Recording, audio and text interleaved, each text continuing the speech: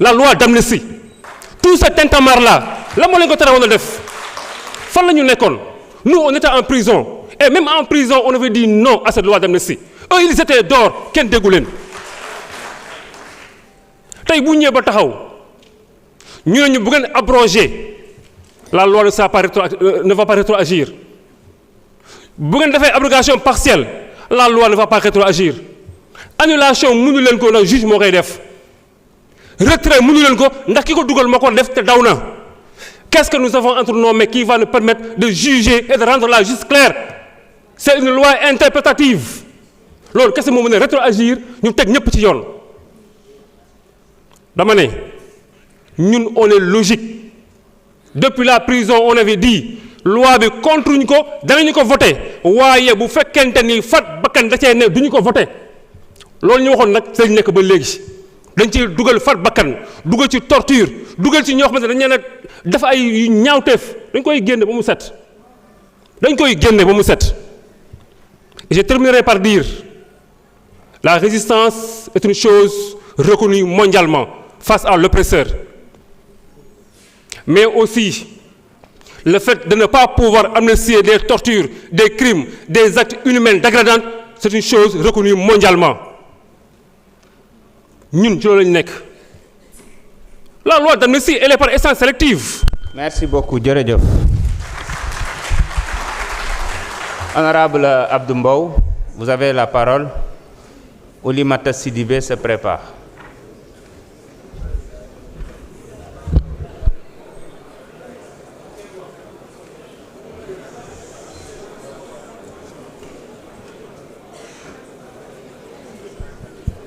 Monsieur le Président de l'Assemblée, Monsieur le ministre de la Justice et cher grand frère, Monsieur le ministre Abbas Fall, mes très chers collègues. Très chers collègues Amadou Ba, je ne voterai pas votre projet de loi, votre proposition de loi. Un grand penseur disait que les grands esprits discutent des idées, les esprits moyens des événements et les tout petits esprits des gens et des détails. C'est pourquoi je ne répondrai pas aux tout petits esprits, parce qu'ils vont me faire perdre mon temps. Très chers collègues, en réalité, cette loi n'est pas une loi interprétative, mais une loi qui modifie la loi portant amnistie. Une loi interprétative a pour objet de reconnaître, sans rien innover, un droit existant qu'une définition imprécise a rendu complexe.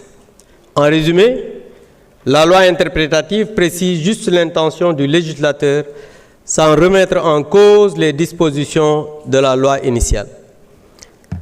Et cette loi interprétative change fondamentalement la loi portant amnistie. Et les autres disaient qu'il allait abroger. Certains disaient non, il fallait enlever totalement la loi. Et ils viennent dire aux Sénégalais que si on abroge la loi, ça ne va pas être rétroactif. Mais on peut écrire noir sur blanc dans une loi que cette loi va être rétroactive. Lan moo leen ko teree def mooy jubu leen da ngeen a dëng da ngeen a mën a luubal du ngeen ay nit ñu leer parce que quand on parle d'abroger la loi wala bu ñu abroger loi bi on a parlé de commanditaire. Le premier commanditaire c'est celui qui a parlé de Mortal Kombat. Le premier commanditaire c'est celui qui a dit ku dee sa ndey juraat. Le premier commanditaire c'est celui qui a appelé aux jeunes à l'insurrection. Et dans votre gouvernement, celui qui va répondre le premier. Monsieur le Président, wax ci bokk. Arrêtez l'affaire du Président. Arrêtez l'affaire.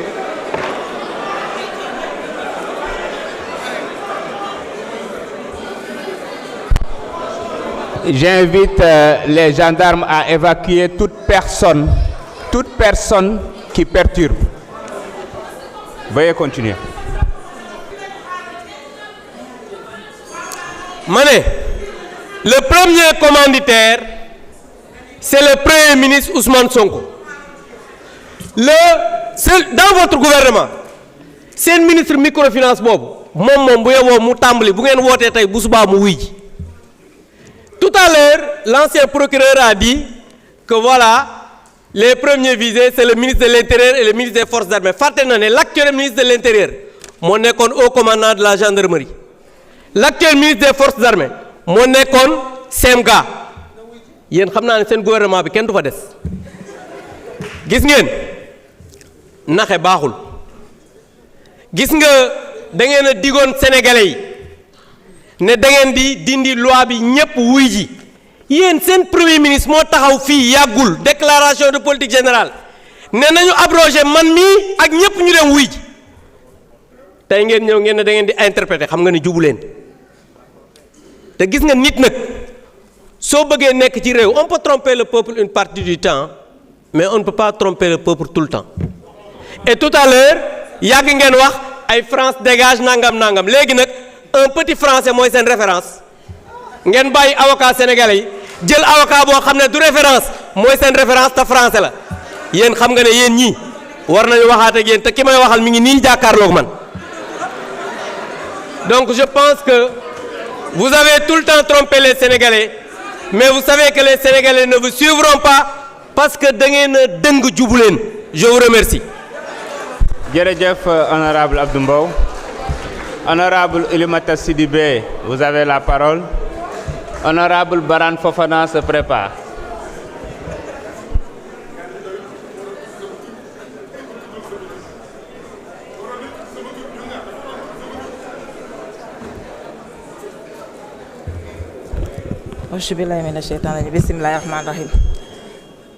Monsieur le ministre, monsieur le président de l'Assemblée, monsieur le ministre, ak seeni collaborateurs, maa ngi leen di nuyu bu baax di leen ziar di nuyu mes chers collègues députés di leen balu ak di leen bal ak di ñaan yàlla yan nañu yàlla boole jéggal.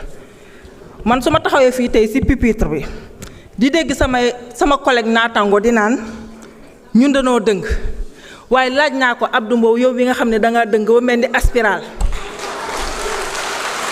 Yow kuy dëng ku ne yow lay jàppale yow moom daa dëng xam ngeen garabu yow nu mu mel Abdou Mbow noonu la dëngee donc di wax ne que tey ñëpp xam nañu lu ñu fi andi mooy interprétation bi nga xam ne mooy cette proposition de loi bi nga xam ne suñu collègue moo ko andi fii di wax ne que monsieur le ministre loi bi ñun dañ koy voté pourquoi ñu koy voté parce que sama collègue wax na ko fi sànq ñun yàlla dafa def ñu bokkoon ci 14e législature fii la ñu taxawoon ci pupitre bi ngeen ñuy traité de tous les noms fii la ñu taxaw xeex ko ne loi boobu du jàll dëgg la nag on était minoritaire mais malgré que suñu minoritaire boobu on s'est battu ba Sénégal yépp le monde entier je peux dire ñu témoigner ne que xeex nañ ba fu xeex yam kon tey nous de la Casamance nous de Ziguinchor ñun xaw ma kat mooy bàyyi mais ñun duñu bàyyi vous savez pourquoi ñun on a payé les plus lourds tributs tey bu ñuy ne xale yi dee tey Casamance moo tax ñuy wax